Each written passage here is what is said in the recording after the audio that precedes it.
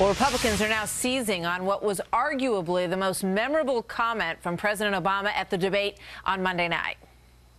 You mentioned the Navy, for example, and that we have fewer ships than we did in 1916. Well, Governor, we also have fewer horses and bayonets because the nature of our military has changed. We have these things called aircraft carriers where planes land on them. We have these ships that go underwater, nuclear submarines. That was quite a moment, and it did get some laughs from the audience in Florida. But former Secretary of Defense Donald Rumsfeld says the U.S. military is no joking matter. Here he is on our show with us yesterday. The fact that the Navy is shrinking is an important, serious subject that merited a thoughtful, serious, important discussion. And all it got was a dismissive, arrogant answer from the president by someone who's never served in the military. I found it really disappointing.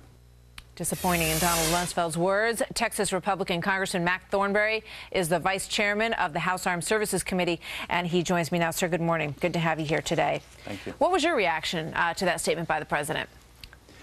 You know, I thought the president sounded like he could defend his record by trying to taunt or bully Governor Romney. And usually when somebody uses that sort of tactic, whether it's on the playground or in politics, they're trying to cover something up. And what he was covering up here was the fact that our Navy has gone down to such low levels. And it's just not with Navy at that level, we cannot defend the country as well as protect the peace. You know, he seemed to say that Navy ships were as obsolete as horses and bayonets. Well, that's obviously not true. You know, there was another comment that came prior to that by Governor Romney that did not get as much attention, but it raises an interesting point. Let's listen to this. I want to get your thoughts on it.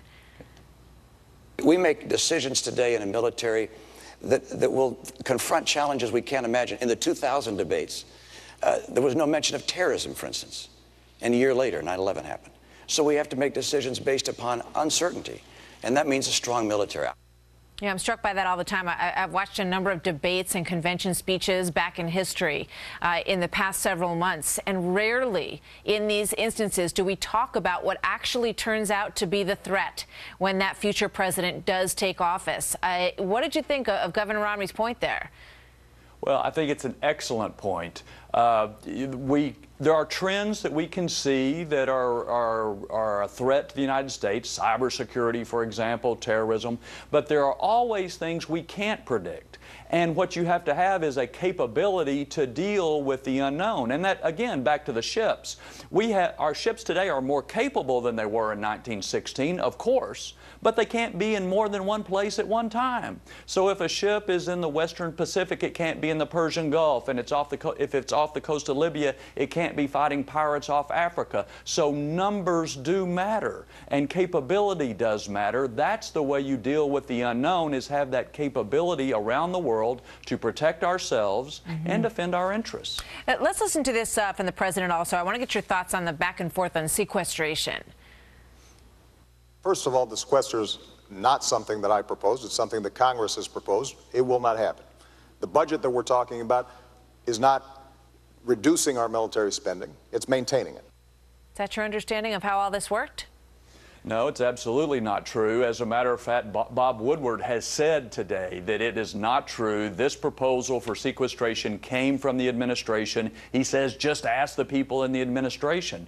Secondly, it's the law of the land. The president cannot say it's not going to happen unless he is going to intentionally violate the law. The third point is he has done absolutely nothing over the last year to prevent sequestration from happening. While we in the House have passed a bill to find the savings in other places, the president has opposed that and only tried to blackmail Congress to raise taxes with the threat of sequestration. So I find it very insincere at best. All right.